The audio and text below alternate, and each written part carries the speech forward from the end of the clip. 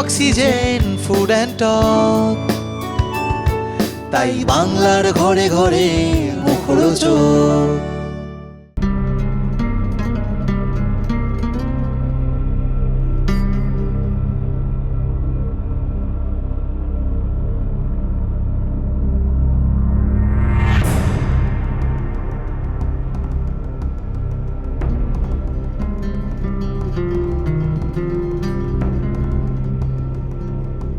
বাবা, যা বউ আমি পেয়েছি নিশা মিত্র, হিমশিম খেয়ে যাচ্ছি। জিৎ বাসুর মতো মানুষ হিমশিম খেয়ে যাচ্ছি। আমি ডেঞ্জার নিয়ে খেলেই বড় হয়েছি।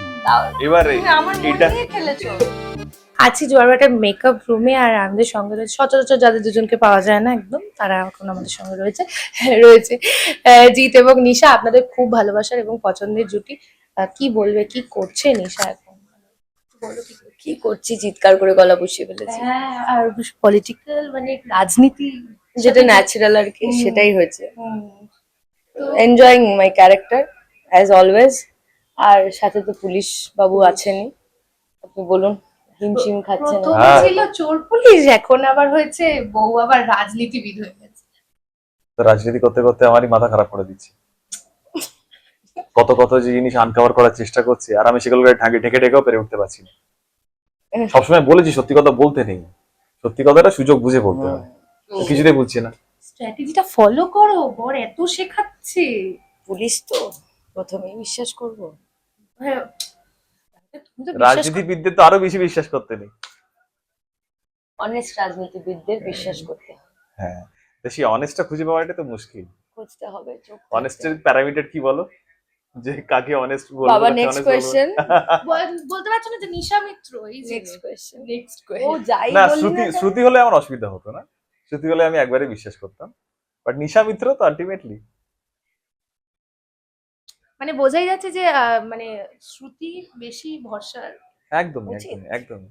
আমরা আমার কো একে অ্যাক্টর অপরকে হিসাবে আমরা একে অপরকে বহু হ্যাঁ, বছর ধরে বহু বছর চিনি। ধরে চিনি। তো ফার্স্ট টাইম আমরা যদিও কাজ করছি, বাট দেখে মনে হচ্ছে না আমরা ফার্স্ট টাইম কাজ করছি। আমাদের ফ্লোরেও সেটা নিয়ে বলা বলি করে। তো আমাদের মধ্যে সব রকমই হয়, মানে রাগ, অভিমান, বদমাইশি সবকিছুর মধ্যেই আমাদের খুব ভালো একটা, আমরা একে অপরের সাপোর্ট দিয়ে চলি। একদম তাই। এবং যেটা দেখছিলাম যে দর্শকরা কিন্তু আগে থেকেই প্রেডিক্ট করেছিল তোমার এই চরিত্রটা দেখে যে কোনো না কোনো দিন এরকম কিছু একটা ঘটনা ঘটতে চলেছে। সেটা একটু বলো, যে আগে থেকে বুঝতে পেরেছিল যে দর্শক, এখন সেটা কোর্স কিরকম লাগছে? অ্যাকচুয়ালি ব্যাপারটা হচ্ছে যে সবাই যারা জোয়ারভাটা দেখেন তারা জানেন যে নিশা অলওয়েজ একটা পাওয়ারের লোভ তাকে তাড়িয়ে বেড়ায়, যেহেতু ছোটবেলা থেকেই আর কি প্রচন্ড দারিদ্রতা দেখেছে, অভাব অনটন, স্ট্রাগল। তো সেখান থেকে দাঁড়িয়ে মনে হয়েছে যে shortcut is the best way. কিন্তু আলটিমেটলি কোনটা ঠিক, কোনটা ভুল, কোনটা ন্যায়, কোনটা অন্যায়, সেটা অত বোঝে না। কারণ তাহলে আর দুটো বোনের মধ্যে কোনো ডিফারেন্সিয়েট করতে পারতাম না। হয়তো উজি যতটা বুদ্ধিমান, এই না, এই চরিত্রটা কিন্তু সেটাই, নিশা, সেটা বুঝবে, মানে হ্যাঁ জার্নির মধ্যে দিয়ে সেটা হ্যাঁ বুঝবে ধীরে একদমই ধীরে। তাই। নিশা বুদ্ধিমান, কিন্তু অতটা ডেপথে গিয়ে ভাবতে পারে না। মানে চট জলদি করতে হবে একদম ওপর সবটা। ওপর ভেবে করে ফেলে। হ্যাঁ, এবার সেটা যে ও যে মানে হার্ম করে যে মানুষগুলোকে, তারা আবার খুব একটা ঠিকঠাক লোকও নয়। তাই ওর ওই হার্ম করাগুলো মনে হয় না যে, মানে আমার ক্রাইম গুলো দেখতেও লোকে এনজয় করে কেন, কারণ ওই খুব বাজে বড় লোকগুলোকে ঠকানো, গরিব মানুষের জন্য সেবা করা, এই দুটো কন্ট্রাস্টটা খুব সুন্দরভাবে সুশান্তদা দেখিয়েছেন এবং দেখাচ্ছেন। পলিটিক্সের একটা খুব সুন্দর দিক দেখানো হচ্ছে, আবার যে অন্ধকার দিক সেটাও দেখানো হচ্ছে। তো সবটাই মানে দর্শক এতটা ভালোবাসা দিচ্ছেন, ক্যারেক্টারটা করতেও ভালো লাগছে।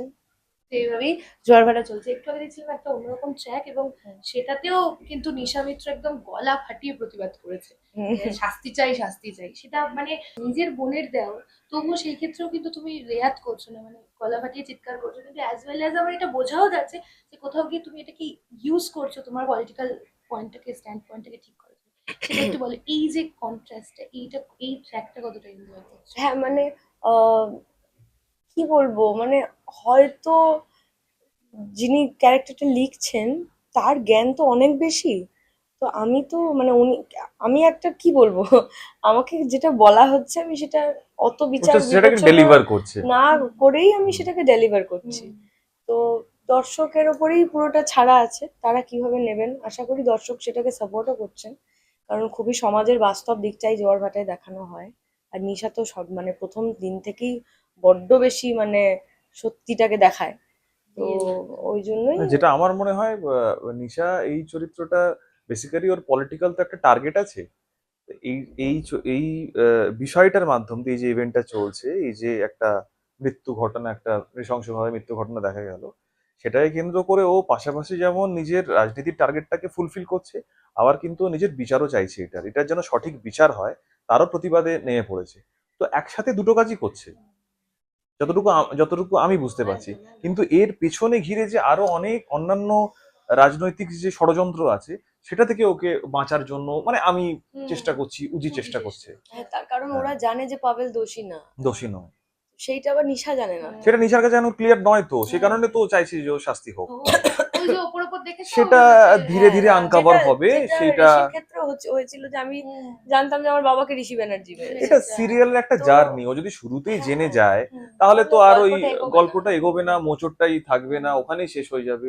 একটা ভুল বোঝাবুঝি হলো, সেই ভুল বোঝাবুঝিটা আবার মানে ঠিক হলো, তো ওটাই তো ওটাই মেগা সিরিয়াল। মেগা সিরিয়ালের গল্প থাকে। তো it is one of them, এটা তার মধ্যে অনেকগুলো ইভেন্টের মধ্যে একটা ইভেন্ট।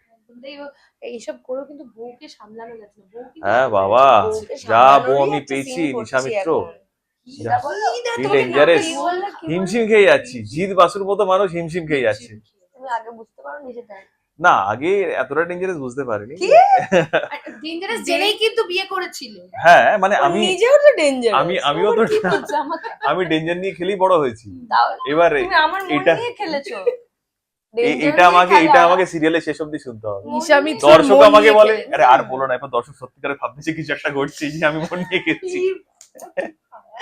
একদমই না, না। না একদমই না, ডেফিনেটলি। Character-এ আছে, সবাই হ্যাঁ হ্যাঁ সবাই ক্যারেক্টারে চরিত্রে আছে। আছে।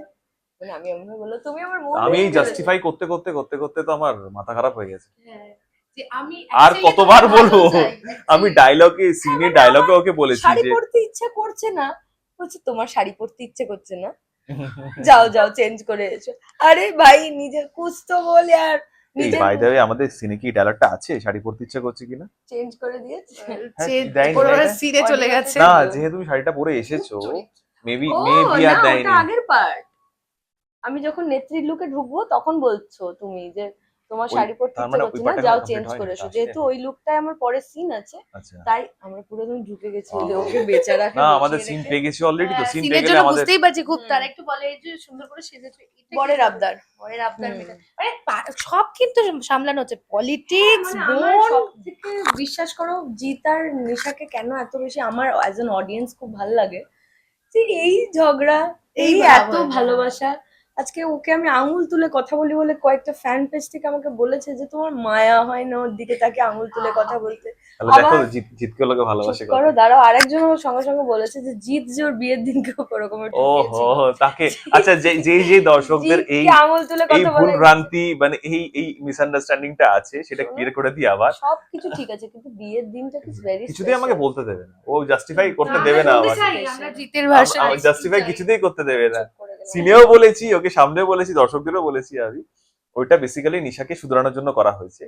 আর যখনই কোনো, আগে ওই ব্যাপারটা বলেছি তবু রিপিট করে দিই, ডাক্তার যখন কোনো পেশেন্টকে অপারেট করে তার সুস্থতার জন্যই তো করে, তখন তো একটু ব্যথা হয়, তো সেটাই পেন, এই পেনটা সেটাই।